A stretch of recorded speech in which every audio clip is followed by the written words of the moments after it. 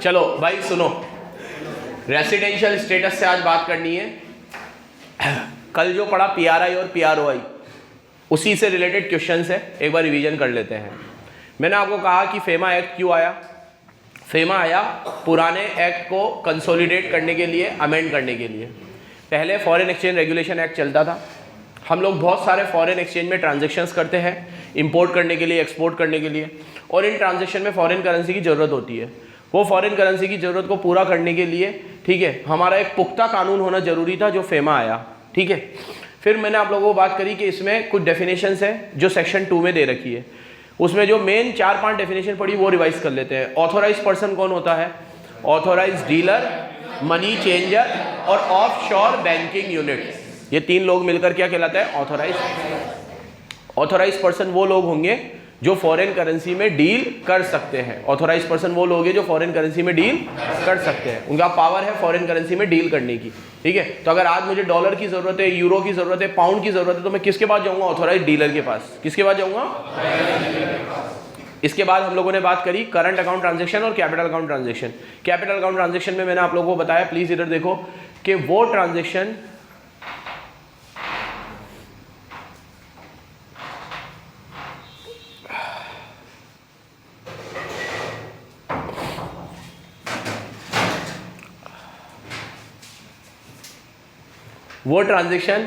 जो आपकी एसेट और लायबिलिटी को अल्टर करता है। आपकी मतलब पीआरओआई की, अगर वो एसेट और लायबिलिटी इंडिया में है तो, और पीआरआई की अगर वो एसेट और लायबिलिटी बाहर है तो पीआरआई की बाहर की एसेट और लायबिलिटी, पीआरओआई की अंदर की एसेट और लायबिलिटी को अगर कोई ट्रांजेक्शन ऑल्टर कर रहा है तो उसे कैपिटल अकाउंट ट्रांजेक्शन कहेंगे। क्या कहेंगे? सैकड़ों एग्जांपल है, जल्दी जल्दी देख लेते हैं। मैंने कोई यूके में कोई प्रॉपर्टी खरीदी, कैपिटल अकाउंट ट्रांजेक्शन है, ठीक है। बराक ओबामा ने आगरा में कोई प्रॉपर्टी खरीदी, कैपिटल अकाउंट ट्रांजेक्शन है। मैंने ऑस्ट्रेलिया की गवर्नमेंट से लोन लिया, कैपिटल अकाउंट ट्रांजेक्शन है, ठीक है। बराक ओबामा ने इंडिया की गवर्नमेंट से लोन लिया, कैपिटल अकाउंट ट्रांजेक्शन है, ठीक है। तो कोई भी एसेट और लायबिलिटी आपकी ऑल्टर हो रही है बाहर और दूसरों की ऑल्टर हो रही है इंडिया में, तो कैपिटल अकाउंट को छोड़ के जितने भी ट्रांजेक्शन है वो कौन से? Current account. करंट अकाउंट इधर देखो सामने प्लीज। करंट अकाउंट ट्रांजेक्शन में क्या आएंगे? करंट अकाउंट ट्रांजेक्शन में क्या आएंगे? जैसे आपने कोई भी रेमिटेंस भेजा फैमिली मेंबर को बाहर वालों ने कोई यहाँ उनकी फैमिली काम करती थी, उनको रेमिटेंस भेजा, आपने इंपोर्ट किया, एक्सपोर्ट किया, क्योंकि इंपोर्ट एक्सपोर्ट करने से एसेट लायबिलिटी ऑल्टर। सरल भाषा में मैंने तुम्हें बताया था, कैपिटल अकाउंट एक तरीके से बैलेंस शीट के ट्रांजेक्शन और करंट अकाउंट एक तरीके से पीएनएल के ट्रांजेक्शन, ठीक है। अब ये 2 ट्रांजेक्शन करने वाले 2 लोग होंगे, एक तो पीआरआई, पीआरओ। पीआरआई की डेफिनेशन पढ़ी थी, पीआरओआई उसका उल्टा हो जाएगा। पीआरआई कौन होता है? पर्सन रेसिडेंट इन इंडिया जो प्रीसीडिंग फाइनेंशियल ईयर में 182 डेज से ज्यादा, मोर देन है, क्या है? तो मेरे साथ रिपीट करना है, any person reside in India for more than 182 days in preceding financial year will be considered person resident in India in current financial year। मतलब आज मैं पीआरआई हूं कि नहीं ये कैसे पता चलेगा? पिछले साल के स्टेटस से। अगर मैं पिछले साल 182 डेज इंडिया में रहा हूं, 182 डेज से ज्यादा, तो मैं आज क्या कहलाऊंगा? पीआरआई, आज कहलाऊंगा पीआरआई। और यहाँ पे इनकम टैक्स की तरह ईयर नहीं देखते। हो सकता है मैं आज पीआरआई हूं लेकिन कल मैं इंडिया छोड़ दूं तो मैं कल पीआरआई नहीं हूं। यहाँ पे रेसिडेंशियल स्टेटस पूरे साल के लिए नहीं मिलता, ये पीरियड ऑफ टाइम का कंसेप्ट नहीं, ये पॉइंट ऑफ टाइम का कंसेप्ट है। कभी भी residential status point of time पे देखा जाता है। अब लेकिन इसके कुछ 2 एक्सेप्शन पड़े अपन ने। अगर मैं 182 डेज इंडिया में रहा हूं लेकिन मैं आज इंडिया छोड़ देता हूं 3 पर्पज से, एक तो एम्प्लॉयमेंट लेने के लिए, एक बाहर बिजनेस के लिए, या अनसर्टेन पीरियड के लिए मैं बाहर चला जाता हूं, ठीक है, फॉर एनी अदर रीजन, तो मैं फिर पीआरआई नहीं हूं। फिर मैं कौन हूं? फिर मैं पीआरओआई हूं। जहां मैं तुम्हें बोल रहा हूं मैं पीआरआई नहीं हूं, तो फिर मैं कौन हूं? पीआरआई। एकदम क्लियर है बच्चों? अब इसके बाद अगर कोई बंदा इंडिया के बाहर से यहां इंडिया में आता है, बाहर से इंडिया में आता है, ये 3 पर्पस के अलावा एम्प्लॉयमेंट के लिए नहीं आता, बिजनेस करने के लिए नहीं आता, अनसर्टेन पीरियड के लिए रहने नहीं आता, तो फिर वो पीआरआई नहीं है। मतलब फिर वापस वो कौन है? पीआरओआई। फिर वो कौन है? पीआरओआई। और पीआरओआई की डेफिनेशन तो समझा ही नहीं इससे कहा जो पीआरआई नहीं है वो कौन है? पीआरओआई। उसके बाद एक छोटी सी डेफिनेशन, ये सब भी बताया था, ये भी पीआरआई में आते हैं। कोई भी पर्सन, बॉडी, कॉर्पोरेट जो इंडिया में रजिस्टर्ड है वो पीआरआई है। कोई भी ऑफिस, ब्रांच या एजेंसी जो इंडिया के बाहर है लेकिन कंट्रोल किसका है? इंडियन का। या कोई भी ऑफिस या ब्रांच और एजेंसी जो है इंडिया में लेकिन कंट्रोल बाहर का है, दोनों को ही हम पीआरआई मानेंगे, दोनों को ही पीआरआई मानेंगे, दोनों को ही। इसमें एक एग्जाम्पल देता हूं तुम्हें, मुझे बताना क्या होगा इसमें। बराबर से सुनना। अभी विधि है, ये अमेरिका में रहती है। कहाँ रहती है?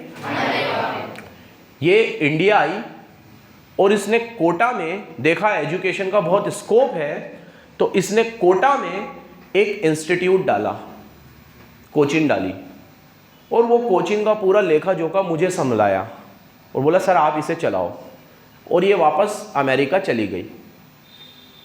पूरी फंडिंग इसकी है, चला मैं रहा हूँ, ठीक है। अब मैंने देखा कि यार कोटा में बढ़िया कोचिंग चल रही है, तो 2-1 साल में मैंने इससे कहा विधि से कि यार बहुत बढ़िया पैसा वैसा हो गया है कोटा में कोचिंग चल के, अपन थोड़ा और एक्सप्लोर करते हैं इसको। तो मैंने कहा कि मैंने देखा है कि अपने आसपास में जो मतलब इंडिया से जो दूसरे कंट्रीज़ है, जैसे नेपाल है, भूटान है, ठीक है, अफगानिस्तान है, बांग्लादेश है, ये भी छोटे छोटे देश है और यहाँ पे भी इतने बड़े लेवल का कोई इन्वेस्टमेंट नहीं है। तो जैसे आपने अमेरिका से यहाँ आके किया ना, ऐसे ही मैं वहाँ पे भी करना चाहता हूँ। चारों जगह पे एक एक ब्रांड डाल देते हैं अपनी, ठीक है। तो विधि ने कहा कि देखो मेरे पास तो इतना टाइम है नहीं, आप देख लो अपने हिसाब से, जो आपको सही लगे वो करो, ठीक है। पैसे तो मैंने दे ही रखे हैं आपको, बस जो भी हो अकाउंट्स वगैरह बराबर मेंटेन रखना। तो मैंने विधि से पूछ कर 4 ब्रांचेज और डाल दी, एक नेपाल में, एक भूटान में, एक अफगानिस्तान में, एक बांग्लादेश में, चारों, और उसको कंट्रोल में करता हूँ बराबर से। क्वेश्चन समझ में आ गया पूरा? अब इसमें खुशी नाम है बेटा, खुशी मुझे सबके रेसिडेंशियल स्टेटस बता।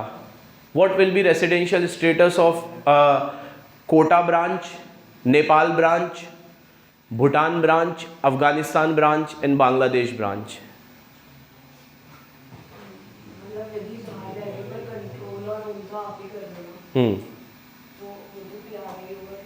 कौन पीआरआई होगा?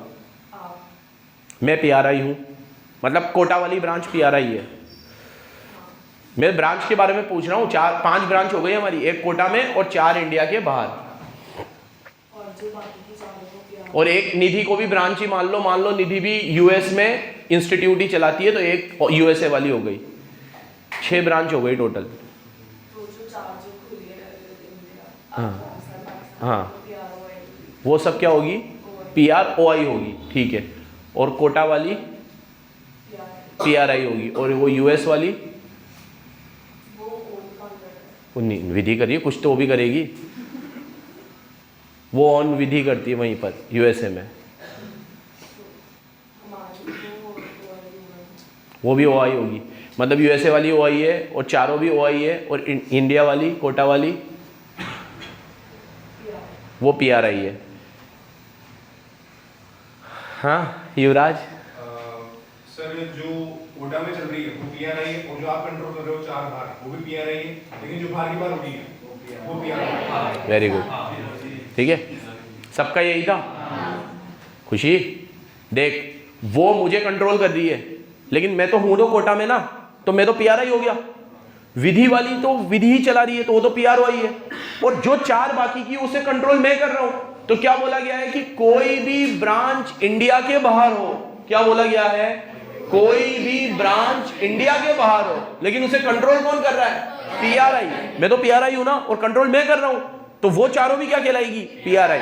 कोटा वाली भी पीआरआई, 5 पीआरआई, और अमेरिका वाली पीआरआई। समझिए बच्चों, इस तरह क्वेश्चन आएंगे, और मुझे सबसे ज्यादा मजा आता है ऐसे क्वेश्चन आए तो, क्योंकि इसमें पूरे नंबर है, इसमें लिखने लिखने का ज्यादा रोल नहीं है, इसमें पहचानना है बस क्या सही है क्या गलत है, और पूरे मार्क्स है। समझिए बराबर, ये कंसेप्ट को पकड़ के रखना एकदम। आगे अब है ना, ये रेसिडेंशियल स्टेटस में इसी चीज को वापस से पीसा है, ठीक है। कुछ भी नया नहीं आएगा इसके अंदर, लेकिन थोड़ा इलेबरेट करके समझाया है, ठीक है। लेकिन अपन रीड जरूर करेंगे। पहले तो इसने कहा है कि पर्सन की डेफिनेशन वही है जो इनकम टैक्स में दी है। मैंने तुम्हें डे 1 पे ये चीज बता दी थी कि यहाँ पे जो पर्सन की डेफिनेशन है कहाँ से ली गई है? इनकम टैक्स से। इनकम टैक्स में भी पर्सन का मतलब क्या होता है? Company, firm, individual, HUF, AOP, BOI. Individual को तो हम पर्सन बोलते ही हैं, ठीक है। लेकिन कोई HUF है वो भी पर्सन है, कंपनी को भी पर्सन बोलते हैं, फर्म को भी पर्सन बोलते हैं, एसोसिएशन ऑफ पर्सन को भी पर्सन बोलते हैं, बॉडी ऑफ इंडिविजुअल को भी, और एनी अदर आर्टिफिशियल पर्सन जैसे कोऑपरेटिव सोसाइटी उसको भी क्या बोलते हैं, पर्सन बोलते हैं। इनकम टैक्स में सबको किस वर्ड से डिनोट किया जाता है, पर्सन। जबकि अगर हम इनकम टैक्स और ये फेमा वेमा ना पढ़ते तो हमारे लिए पर्सन का मतलब क्या होता, ये देखो एक पर्सन जा रहा, तो पर्सन का मतलब हमारे लिए क्या होता है, एक नॉर्मल इंडिविजुअल, नेचुरल पर्सन। अगर यहाँ मैकडोनल्ड की ब्रांच होती तो हम उसको कभी पर्सन, ये देख पर्सन बैठा, हम उसको पर्सन नहीं बोलेंगे, हम उसको ब्रांच बोलेंगे, ऑफिस बोलेंगे, कुछ भी बोलेंगे, पर्सन नहीं बोलेंगे। लेकिन इनकम टैक्स इन सबको किस वर्ड से डिनोट करता है कि ये सब पर्सन है। अब ये देखो, कोई भी agency, office, branch do not have independent status from their owner.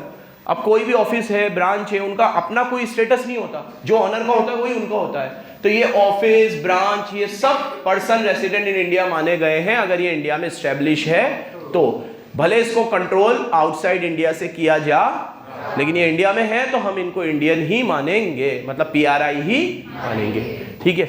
अब ये देखो 182 डेज वाली बात को और डिटेल में लिखा है।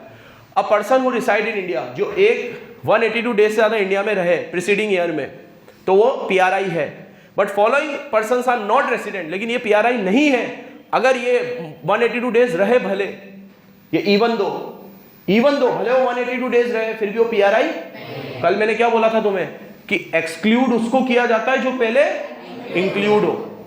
जो 182 डेज इंडिया में रहा ही नहीं वो एक्सेप्शन में कभी, कल क्या बोला था, मैं अगर बोलूंगा तुम सबने अच्छा परफॉर्म किया ये 4 जने को छोड़ के, तो इसका क्या मतलब हुआ कि 4 जनों ने टेस्ट तो दिया था, वो क्लास में भी आए थे लेकिन उन्होंने अच्छा परफॉर्म नहीं किया।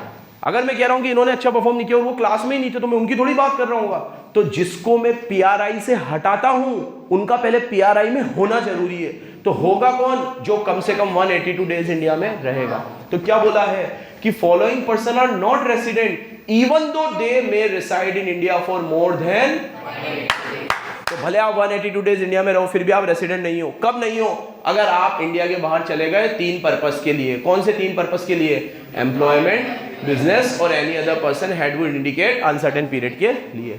और a person who came to India, जो इंडिया में रहने के लिए आया है, otherwise than for, in 3 purpose के लिए नहीं आया है, तो भले वो कितने भी दिन इंडिया में रहे वो रेसिडेंट नहीं है, क्योंकि वो इन 3 पर्पस के लिए इंडिया में, वो कुछ समय के लिए आया है और बाद में चला जाएगा। अब वो कुछ समय के लिए आया है और भले 182 डेज के 190 दिन भी रुक जाए तो भी कोई दिक्कत नहीं। जैसे कल एग्जांपल दिया था कि एक बंदा इंडिया के बाहर से अपने पेरेंट्स को मिलने के लिए आया और पेरेंट्स की तबीयत खराब रही तो वो कुछ समय के लिए इंडिया में रुक गया।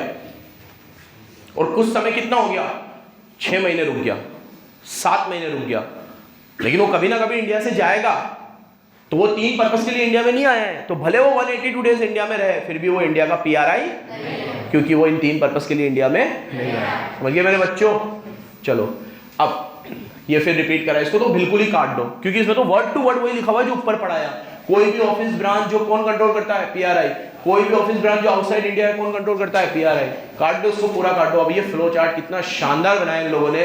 ये वैसे तो हर बच्चे को ये कंसेप्ट अच्छे से क्लियर होगा, स्टिल कोई 1-8% की कमी रह जाए तो ये फ्लो चार्ट और अच्छा कर देगा उसे। देखो इधर ये फ्लो चार्ट को समझना। During the relevant previous year did he reside in India, क्या आप 182 डेज से ज्यादा इंडिया में रहे हो? एग्जांपल लेके समझते हैं। एक बात हो रही है मेरी और एक बात हो रही है अदीबा की, ध्यान से सुनना। Relevant previous year did he reside in India for more than 182 days, क्या मैं पिछले साल इंडिया में था 182 डेज में? हाँ था। अदीबा तू थी पिछले साल? तू भी थी, मैं भी था। तो यस, हम 182 डेज इंडिया में थे, तो पहले यस वाला लेते हैं। मैं भी था और ये भी थी। अब डिड ही गो आउट और स्टे आउटसाइड इंडिया, तू पिछले साल इंडिया के बाहर गई थी कहीं? इस साल जाएगी? इस साल गई थी? इस साल नहीं गई, तो ये नो वाला हो गया। मैं गया था इंडिया के बाहर, मैं दुबई गया था, ठीक है, तो मैं यस वाले में आ गया। क्या मैं इन 3 पर्पस से दुबई गया था? एम्प्लॉयमेंट के लिए गया था, बिजनेस के लिए गया था, अनसर्टेन पीरियड के लिए गया था, गुफा में कहीं? किस लिए गया था मैं? अबे कोई रिलीजियस इवेंट अटेंड करने गया था, मरो, ऐसी किस्मत कहाँ है घूमने जाए, ठीक है। एक रिलीजियस इवेंट अटेंड करने गया था, ठीक है, घूमने, उसके 1-2 दिन घूम लिए थोड़ा, ठीक है। बट मेन पर्पस वो नहीं था। व्हाटएवर, ये 3 पर्पस तो नहीं थे। तो यस, मैं इंडिया के बाहर तो गया था, बट 3 पर्पस के लिए नहीं गया था। नो, तो मैं कौन हूं? PRI। और अदीबा तो बाहर ही नहीं गई है। नो, तो वो भी कौन है? अब मैं अगर उन 3 पर्पस के लिए जाता, मैं दुबई जाता और वहीं पे बिजनेस सेट करके, फिर तो आता ही नहीं मैं। यस, तो फिर मैं कौन बन जाता? ठीक है, क्लियर है? तो अब ये तो मेरी और अदीबा की बात हुई जो 182 डेज इंडिया में रुके थे पिछले साल। अब ऐसे की बात करेंगे जो पिछले साल 182 डेज इंडिया में नहीं रुका। ऐसे तो बहुत साल हो गए। मेरे भाई का एग्जांपल लेता हूं। मेरा भाई दुबई में ही जॉब करता है और वो पिछले साल 182 डेज इंडिया में नहीं था। अभी आया था वो इस साल, अभी 2-3 दिन पहले ही गया, ठीक है, लेकिन वो 182 डेज पिछले साल इंडिया में नहीं था। नो, डिड ही केम और स्टे इन इंडिया, लेकिन वो इंडिया आया था इस साल। यस, मेरा भाई अभी आया इंडिया में, ठीक है। क्या वो इन 3 पर्पस के लिए आया था? नो, वो तो अपनी शादी अटेंड करने आया था, अपनी खुद की शादी कर ली और चला गया वापस, घर वाली को भी ले गया, ठीक है। तो 3 पर्पस के लिए आया था। नो, तो वो इंडिया में पिछले साल भी नहीं था, इस साल आया लेकिन शादी अटेंड करके चला गया। तो मतलब वो 3 पर्पस के लिए नहीं आया मेरा भाई। तो भी कौन है? अगर वो 3 पर्पस के लिए आया होता तो मैंने मेरे भाई को बोला कि देख, इतने साल से दुबई में यहाँ पे बिजनेस सेट कर लेते अपन लोग। मैंने बहुत 2-3 लाइन भी बताई उसको, समझ में नहीं आई उसको। यार दुबई का पैसा मुंह लग जाता है ना, उसके बाद कुछ अच्छा ही लगता, ठीक है। तो अगर वो मेरी बात मान लेता और यहाँ बिजनेस सेट कर लेता, यस, तो फिर वो क्या बन जाता? मेरी तरह ही वो भी क्या बन जाता? अब अगर मेरा भाई इंडिया में आता ही नहीं, इंडिया में पिछले साल भी नहीं था और इस साल भी नहीं आता, तो फिर वो कौन रहता? ये पूरा एक फ्लो चार्ट है। समझ में आया? किसी को कोई भी तरह का डाउट? अब तुम लोग आराम से जज कर सकते हो कौन PRI है, कौन PROI है, ठीक है। फिर सुन लेना लास्ट बार, पिछले साल 182 डेज इंडिया में था, तो इस साल PRI हो जाऊंगा। आम जिंदगी, मेंटोस जिंदगी। अगर मैं इस साल इंडिया छोड़ के चला गया तो 2 बातें हो जाएंगी। 3 पर्पस के लिए गया हूं या ऐसे ही गया हूं? 3 पर्पस के लिए गया हूं तो PROI, ऐसे ही गया हूं तो PRI, ठीक है।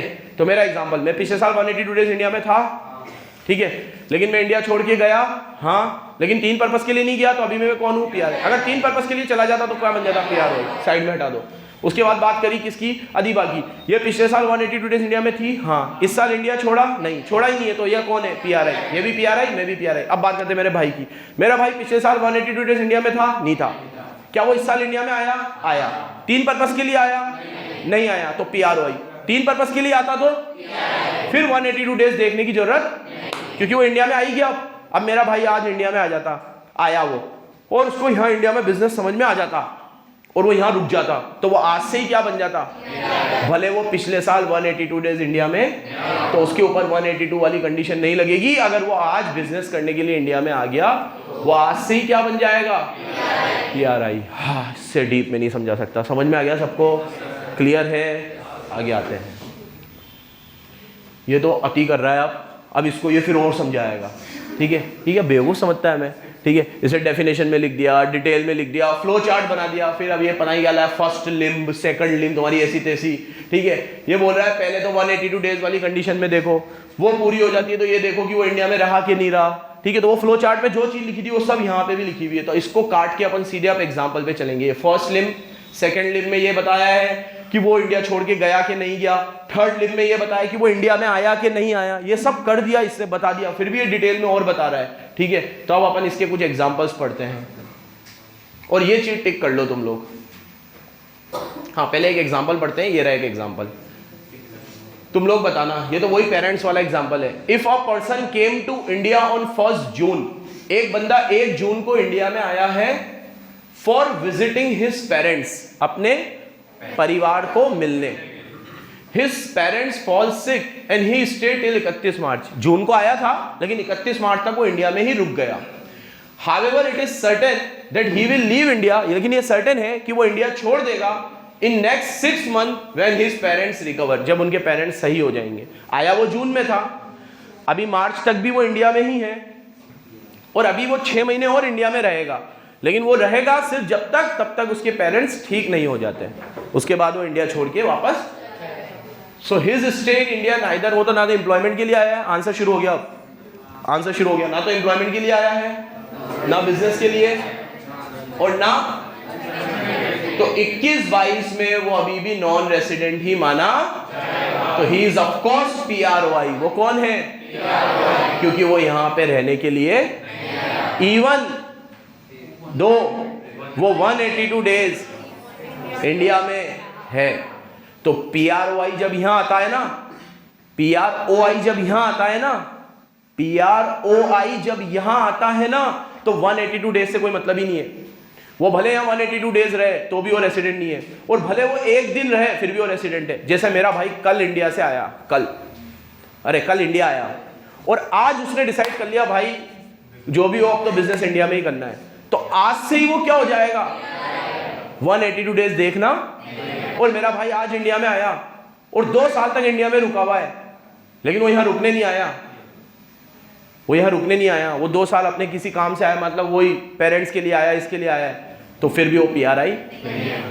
तो मोरल ऑफ द स्टोरी क्या निकला कि PROI के लिए डेज मैटर, वो कितने भी दिन के लिए इंडिया में आए, अगर वो 3 पर्पस के लिए आए हैं तो ही वो PRI है, नहीं तो वो क्लियर है बच्चों?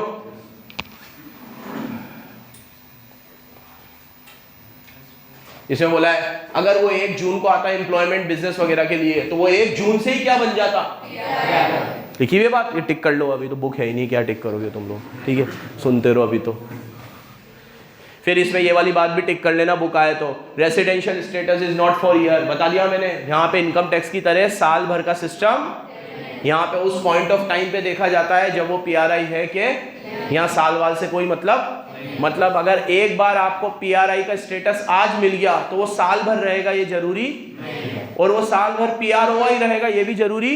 जब आप ट्रांजैक्शन कर रहे हो तब देखना है कि आप PRI हो कि नहीं। यहाँ ईयरली सिस्टम एक बार रीड कर देता हूँ। This is different from income tax. Under income tax person has to pay tax, so it is possible to look for a complete year, but under FEMA it is a regulatory body, one has to know the status at the time of undertaking transaction। उसका status कब देखना है, जब वो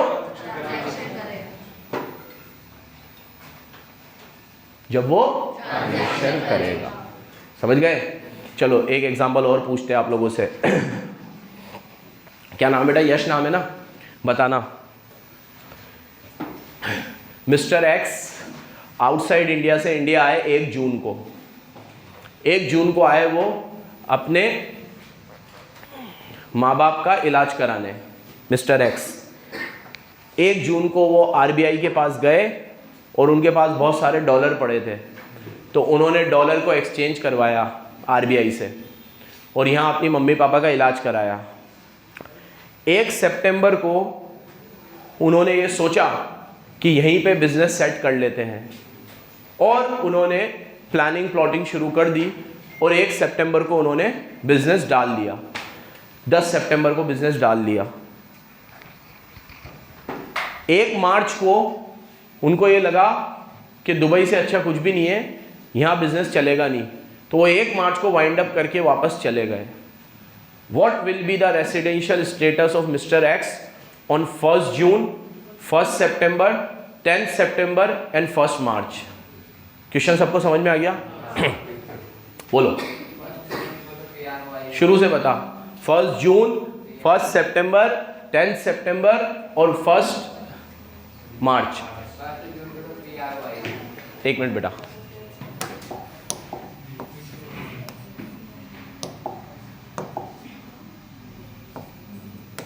first June, 1st सितंबर, 10th सितंबर और 1st मार्च।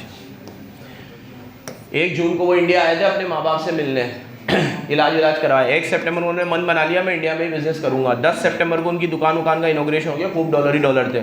1 मार्च को धंधा बंद करके बोला दुबई जैसा मजा कहीं नहीं है, चले गए वापस। 1 मार्च को बोलो PROI,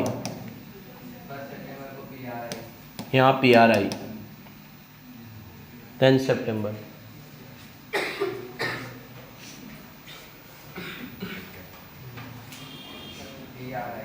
इधर भी PRI। 1 मार्च को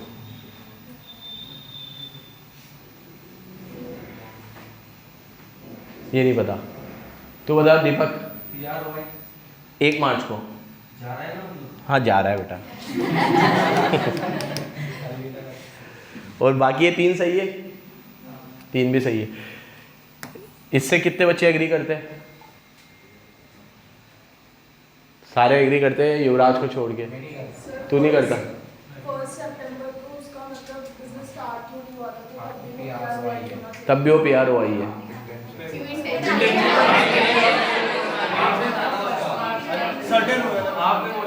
सर्टेन हो गया था, इंटेंशन तो था ना उसका, उसने सोच लिया था कि वो इंडिया में बिजनेस सेट करेगा।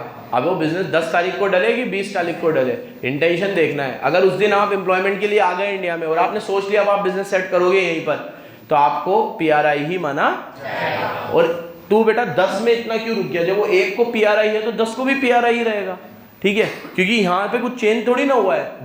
1 को उसने सोचा था कि बिजनेस, सोचने पे तू मान रहा है PRI है, तो अब तो बिजनेस सेट ही हो गया, तो अब तो मान ले कि PRI है। तो 1 को PRI है तो 10 को भी। 1 मार्च को उसने सोच लिया कि मैं वापस इंडिया जा रहा हूँ, ठीक है, और ही इज गोइंग, दुबई जा रहा हूँ फॉर बिजनेस। वो बिजनेस के लिए गया, तो क्या बोला है कि अगर आप इंडिया छोड़ देते हो बिजनेस के लिए, एम्प्लॉयमेंट के लिए और अनसर्टेन पीरियड के लिए इंडिया छोड़ देते हो, तो फिर अब आप PRI नहीं हो, अब आप कौन हो? PRI। Very good. चलो इसी तरह के कुछ क्वेश्चंस भी करते हैं। किसी को डाउट हो तो पूछो बच्चों।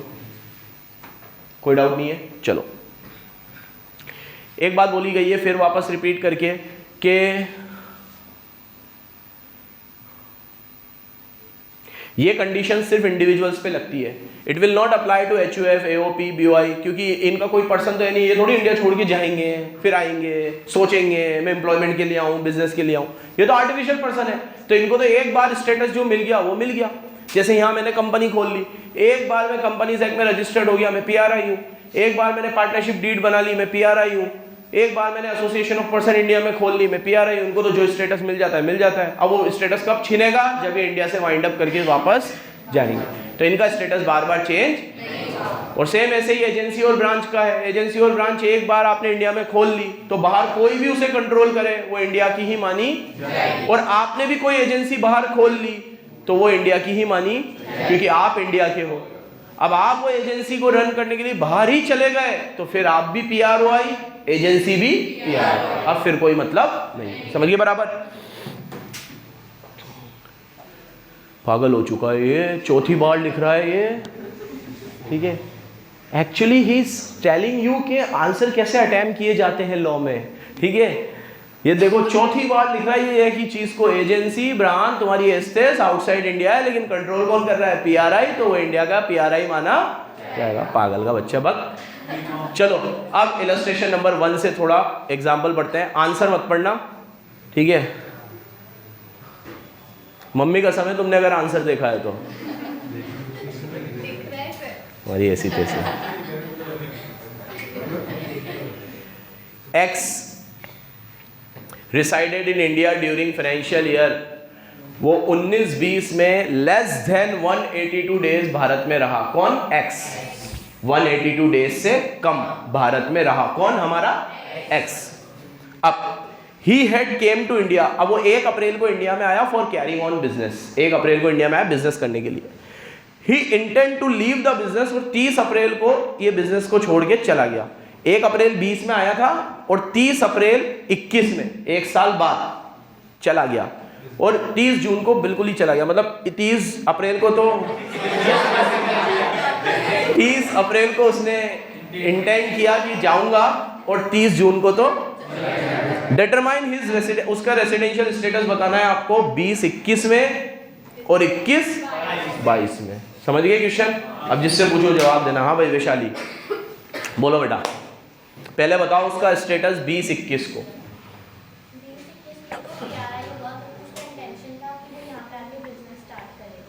ठीक है, लेकिन वो पिछले साल 182 डेज से कम है इंडिया में, मतलब वही मैं कह रहा हूँ, पिछले साल वो 182 डेज इंडिया में नहीं था, इससे कोई फर्क नहीं पड़ेगा। श्योर? ठीक है, तू बता बेटा। हाँ जो इसने बोला सही है, इसने बोला 20-21 में तो वो PRI है, क्योंकि उसने इंटेंशन बना लिया था कि वो इंडिया में बिजनेस करेगा। सही है। वो फिर बोल रहा हूँ, वो पिछले साल 182 डेज इंडिया में नहीं था, लिखा हुआ पहली लाइन में, ठीक है। वो 182 डेज से कम था इंडिया में, कोई फर्क नहीं पड़ेगा इससे, ठीक है। तू बोल मनीष मल्होत्रा, नहीं पड़ेगा? हाँ, तू भी यही कह रहा है? तू कब से सबके साथ चलने लग गया है?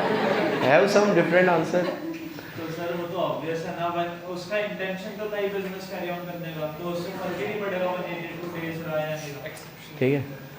तो बोला हार्दिक पांड्या, सही कह रहे हैं सब। सही कह रहे हैं, सब सही कह रहे हैं तुम्हारी एसएस, ठीक है। तो 20-21 में सबका यही है कि वो पीआरआई माना जाएगा। पलक, अब 21-22 में क्या होगा बेटा? 21-22 में उसका रेसिडेंशियल स्टेटस क्या होगा? सर उसका इंटेंशन है छोड़ने का 30 अप्रैल को, तो वो वहीं से PROI हो जाएगा। 30 अप्रैल से वो PROI हो जाएगा। तो 30 अप्रैल 2021 मतलब 21-22 में लाई करेगा, तो 21-22 में क्या हो जाएगा? और 20-21 में क्या रहेगा? इसमें ये लाइन जरूर लिखोगे कि 20-21 में वो PRI रहेगा, even though he has not stayed in India for 182 days during preceding financial year. Very good. भी आप लोगों को एक कंसेप्ट एकदम क्लियर है, एक बार सही पढ़ लेते हैं आंसर क्या कहना चाह रहा है। As explained in the above, X will be considered PRI। 1 April 20 से वो क्या माना जाएगा?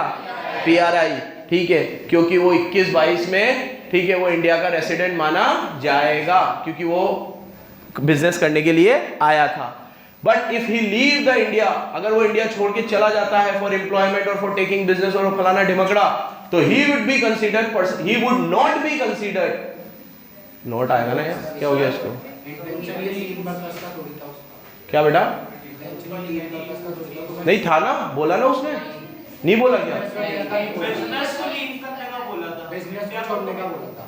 अच्छा, हाँ फिर तो चेंज हो गया, फिर तो PRI ही रहेगा क्योंकि वो इंडिया छोड़ के जा रहा है, मुझे लगा बिजनेस करने के लिए जा रहा है। वो ये बोल रहा है सिर्फ वो अभी बिजनेस छोड़ रहा है, लेकिन बाहर जा रहा है बिजनेस करने के लिए, ऐसा नहीं बोला। तो इसका ये भी मतलब हो सकता है कि वो इंडिया में ही ये बिजनेस खत्म करके दूसरा बिजनेस करेगा, ठीक है। तो ये चीज बराबर याद रखना, इसमें ये नहीं लिखी हुई, ठीक है। क्या बोला इसने कि he intend to leave the business, वो लीव कर रहा है बिजनेस को और लीव द इंडिया, और 30 जून को इंडिया के बाहर गया, लेकिन वो बिजनेस करने के लिए गया है या एम्प्लॉयमेंट के लिए गया है या अनसर्टेन पीरियड के लिए गया है, ये गिवन, ठीक है। तो ये थोड़ा सा टेक्निकल घुमा दिया इसने लास्ट में, ध्यान रखना इस चीज को। तो दोनों ही केस में अब वो क्या रहेगा? PRI रहेगा, पहले वाले में भी और सेकेंड वाले में भी, ठीक है। मुझे लगा वो बिजनेस करने के लिए गया है, लेकिन ये नहीं लिखा हुआ, ये लिखा हुआ है कि वो सिर्फ यहाँ का बिजनेस बंद करके गया है, लेकिन वो बिजनेस करने के लिए गया है, ऐसा क्लियरली लिखा हुआ नहीं है, बराबर पढ़ना, ठीक है। It may be noted, even if X is a foreign citizen and has not left the India for any of the 3 purposes, उसने 3 पर्पस के लिए इंडिया नहीं छोड़ा है, he would still be considered as PRI, वो अभी भी PRI माना जाएगा, ठीक है। बहुत बढ़िया क्वेश्चन था। आगे देखो, illustration number 2, Z resided in India during 1920, 1920 में वो इंडिया में रहा। He left India on 1 अगस्त, वो 1 अगस्त को इंडिया छोड़ के चला गया for United States for pursuing higher studies for 3 years। अब वो 3 सालों के लिए इंडिया के बाहर चला गया। हालांकि देखो जब वो ये अभी ये अगस्त 20 है, अगस्त 20, तो इसके पहले वो रेसिडेंट था, मतलब वो 182 डेज इंडिया में था इसके पहले, और आज वो गया है, और आज वो गया है सीधे 3 सालों के लिए, 20-21, 21-22, 22-23, 3 साल के लिए वो हायर स्टडीज के लिए गया। तो आपको बताना है 20-21 में और 21-22 में उसका स्टेटस क्या होगा। इसमें एक RBI की गाइडलाइन भी है, उसकी भी बात करेंगे स्टूडेंट्स के लिए, लेकिन पहले एक नॉर्मल तरीके से इसका जवाब बताओ मुझे, क्या होगा?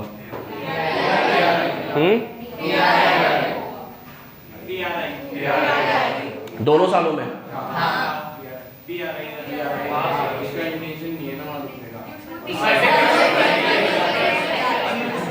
तीनों साल में PRI है, पक्का है? हाँ बेटा, तुम्हारा कुछ अलग व्यू? चिदम्बरम और मनमोहन सिंह बोल रहे हैं अल्ले से लड़के को पंजाबी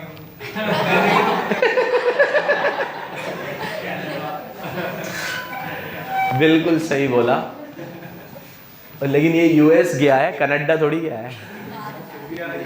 चलो अब मेरी बात सुनो, इसमें RBI का एक क्लैरिफिकेशन है, ये फेमा को पूरा कंट्रोल RBI ही करता है। तो आरबीआई ने एक 2003 में, क्योंकि बहुत सारे बच्चे बाहर जाते हैं पढ़ने के लिए, तो आरबीआई ने इसमें एक नोटिफिकेशन जारी किया था स्टूडेंट्स के रिगार्डिंग। और आरबीआई ने कहा था for the purpose of FEMA के लिए कोई भी स्टूडेंट अगर बाहर पढ़ने जाएगा फॉर हायर स्टडीज, तो क्या होता है कि वो वहाँ जाते हैं तो थोड़ी पार्ट टाइम में जॉब वॉब भी कर लेते हैं ताकि उनका खर्चा वहीं का वहीं निकल जाए। तो उस पर्पस के लिए जब तक कि वो बाहर गए और जॉब भी कर रहे हैं, हम उनको उस पर्पस के लिए PROI ही मानेंगे, PRI नहीं मानेंगे। स्टूडेंट्स के लिए खास क्लैरिफिकेशन आरबीआई ने दिया था, ठीक है। यार मेरे को याद नहीं है 3 में 4 में जब भी होगा इसमें अभी लिखा हुआ होगा, लेकिन ये आरबीआई ने क्लियर कर दिया है कि अगर आप हायर स्टडीज के लिए बाहर जाते हो, ठीक है, तो आप वहाँ पे जॉब भी करते ही हो थोड़ी बहुत, कुछ ना कुछ पार्ट टाइम, सारे बच्चे करते हैं ताकि उनके खर्चे वर्चे निकल जाए। तो उनको क्लियर कट क्या माना जाएगा, for the purpose of this act, इस एक्ट के लिए क्या माना जाएगा, PROI माना जाएगा, ठीक है। हालांकि ये डेफिनेशन के हिसाब से सही नहीं है, लेकिन आरबीआई ने खुद क्लैरिफाई किया है, इसलिए उसकी नोटिफिकेशन माननी पड़ेगी। देखो, Z रिसाइड किया इंडिया में for more than 182 days. After that he has gone to USA. He has not gone or outside India for taking up employment. कोई employment के लिए नहीं गया, बिजनेस के लिए नहीं गया, अनसर्टेन पीरियड के लिए नहीं गया। तो तुम सबने क्या बोला, क्यों PRI माना जाएगा? देखो, he would be PRI. तुम सबका आंसर सही है, he would be। But RBI has clarified in circular number, जो भी है सर्कुलर नंबर 8 दिसंबर को, कि student will be considered as non resident. Student को हम नॉन रेसिडेंट मानेंगे बिकॉज यूजुअली स्टूडेंट्स बाहर जाते हैं तो काम भी करते हैं, सब जॉब वॉब भी करते हैं, तो फिर उनको तो हम लोग क्या मानेंगे, पर्सन रेसिडेंट आउटसाइड इंडिया मानेंगे। तो बोला है अकॉर्डिंगली अब इस नोटिफिकेशन की वजह से he will not be considered PRI, ये PRI नहीं माना। 2 आंसर हो गए, ये 2 आंसर। पहले नॉर्मल डेफिनेशन के हिसाब से तो ये क्या हुआ, PRI, क्योंकि ये इंडिया के बाहर गया है, लेकिन 3 पर्पस के लिए नहीं गया है। 3 पर्पस क्या, ना तो ये एम्प्लॉयमेंट लेने के लिए गया है, ना बिजनेस के लिए गया है, ना अनसर्टेन पीरियड के लिए गया है। ये 3 पर्पस के लिए नहीं गया है।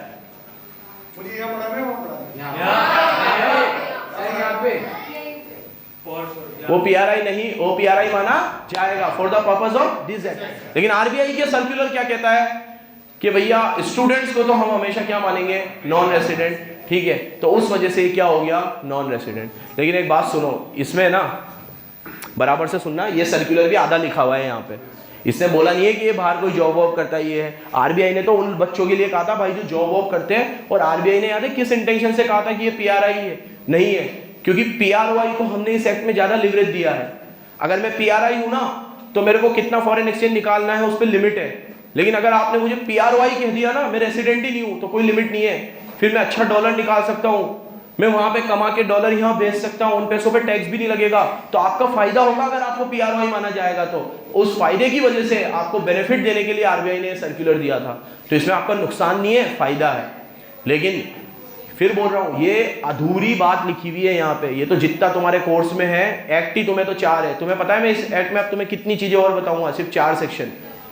सेक्शन 3 में तुम्हें पढ़ाऊंगा फॉरेन एक्सचेंज में डील कैसे करते हैं। सेक्शन 4 में पढ़ाऊंगा फॉरेन एक्सचेंज कौन कौन होल्ड कर सकता है। सेक्शन 5 में पढ़ाऊंगा करंट अकाउंट ट्रांजैक्शन कौन कर सकता है, PRI PROI। और सेक्शन 6 में पढ़ाऊंगा कैपिटल अकाउंट ट्रांजैक्शन कौन कर सकता है, PRI PROI। खत्म। तो मैं तुम्हें अब सिर्फ 4 सेक्शन पढ़ाने वाला हूं, 3, 4, 5, 6 कंप्लीट।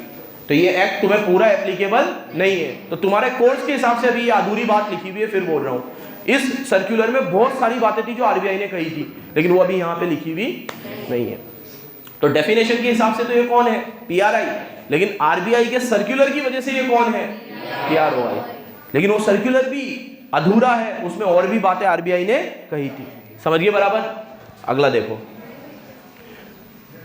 टॉय लिमिटेड एक जापानीज कंपनी है जिसकी बहुत सारी बिजनेस यूनिट है पूरे वर्ल्ड में। It has a robotic unit, इसकी कोई रोबोटिक यूनिट है। इट्स हेडक्वार्टर्स इन मुंबई, इसके हेडक्वार्टर्स कहाँ है, मुंबई में। इसकी एक रोबोटिक यूनिट है। कंपनी कहाँ की है, सिंगापुर की नहीं, जापान की। और हेडक्वार्टर्स कहाँ है इसके, मुंबई में। बताओ, कंपनी जापान की है लेकिन हेडक्वार्टर कहाँ है, मुंबई में। और उसकी एक ब्रांच कहाँ है, सिंगापुर। तो जो हेडक्वार्टर है मुंबई का, वो सिंगापुर की ब्रांच को कंट्रोल करता है। समझ गए होंगे तुम लोग, ठीक है। कौन PRI, मुंबई वाला, सिंगापुर वाला। और मुंबई वाला है तभी सिंगापुर वाला है, क्योंकि मुंबई में हेडक्वार्टर है। तो मुंबई क्या हो गया, PRI। और हेडक्वार्टर कंट्रोल कर रहा है ब्रांच को, तो ब्रांच भी क्या हो गई, PRI। तो मुंबई भी पीआरआई और सिंगापुर भी, जापान वाला नहीं है बस, ठीक है। देखो ये पहले ये लिखना, कोई भी एजेंसी ऑफिस कंट्रोल करता है कौन, पीआरआई, तो वो एजेंसी ऑफिस भी क्या मानी जाती है, पीआरआई मानी जाती है। क्योंकि रोबोटिक यूनिट मुंबई में है, वो ब्रांच है, तो वो पर्सन है, तो पर्सन रेसिडेंट इन इंडिया मानी जाएगी। और जो एक आपकी सिंगापुर वाली ब्रांच है उसको भी आप ही कंट्रोल कर रहे हो, तो सिंगापुर वाली ब्रांच भी क्या मानी जाएगी, सिंपल है। मुंबई वाली भी पीआरआई और सिंगापुर वाली भी पीआरआई। एक और पढ़ते हैं, यहां से नया शुरू होगा सेक्शन 3, 4, 5, 6, 4 सेक्शन है बस, ठीक है।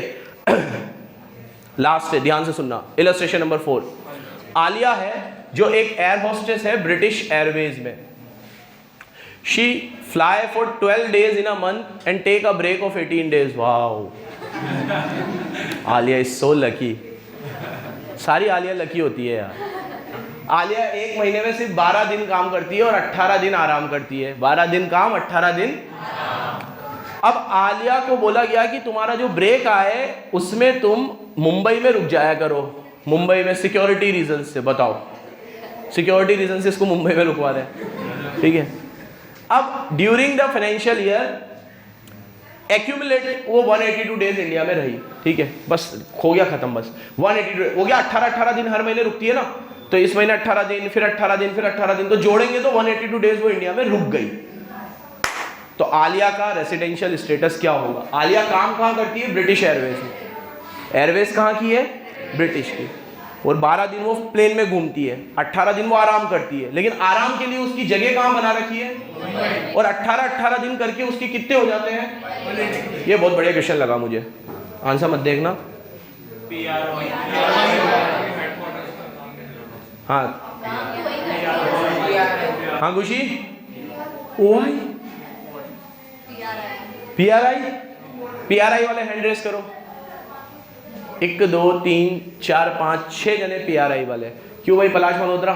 सर क्योंकि वो मुंबई के ऑफिस से कर रही है ना काम, तो ऑफिस मुंबई में नहीं है, पढ़ लो। ऑफिस मुंबई में नहीं है, सिक्योरिटी रीजन से इनको मुंबई में रुकाया जाता है, ठीक है। और बोला है she is accommodated in base which is normally the city where the airline is headquarter, और एयरलाइन का हेडक्वार्टर तो ब्रिटिश में है, लेकिन फॉर सिक्योरिटी रीजंस उसको बेस मुंबई में दिया गया है। ये भाई तुम मुंबई में 18 दिन आराम कर लिया करो। अभी भी वही रहेगा आंसर, बेस मुंबई में ही है ना, उसका इंटेंशन है उसको सिक्योरिटी रीजन से रुकनी है ना सब वहाँ पे। उसका इंटेंशन तो अगर उसको अगर सिक्योरिटी रीजन से नहीं रुका है फिर तो जाके हेडक्वार्टर में रुकेगी वो। सही बात है, सही बात है। वो सिक्योरिटी ये कह रहा है सिक्योरिटी रीजन से मुंबई में रुक रही है, नहीं तो वो तो हेडक्वार्टर्स में ही रुकेगी। हेडक्वार्टर्स तो मुंबई में है ही नहीं, हेडक्वार्टर्स मुंबई में नहीं है। पढ़ो देखो, mister Alia stay in Mumbai base for more than 182। She is however employed in UK. She has not come to India for employment, business और एनी अदर पर्पस। वो 3 पर्पस से इंडिया में नहीं आई है। Such persons are not considered as Indian resident even if they stay for 182 days. ठीक है, Miss Alia may not be resided in India, may resided for more than 182 days, but she cannot be considered as PRI. PRI नहीं मानी जाएगी, PROI मानी जाएगी। India में कुछ भी नहीं है भाई, वो तो सिक्योरिटी पर्पज से इंडिया में रुकवा लेते हैं उसको। हेडक्वार्टर्स तो कहाँ है? ब्रिटिश में है, यूके में है, ठीक है। तो यहाँ सिक्योरिटी पर्पज से 18 दिन के लिए रुक जाती है। ना वो यहाँ बिजनेस करने के लिए आई है, ना एम्प्लॉयमेंट के लिए आई है, ना एनी अदर पर्पज के लिए आई है। वो सिक्योरिटी पर्पज से सिर्फ यहाँ रुक जाती है। चलो धन्यवाद, बंद कर दो भाई। और कोई डाउट हो इस टॉपिक में तो कल लिया ना, कल भी पहले डाउट ले लेंगे।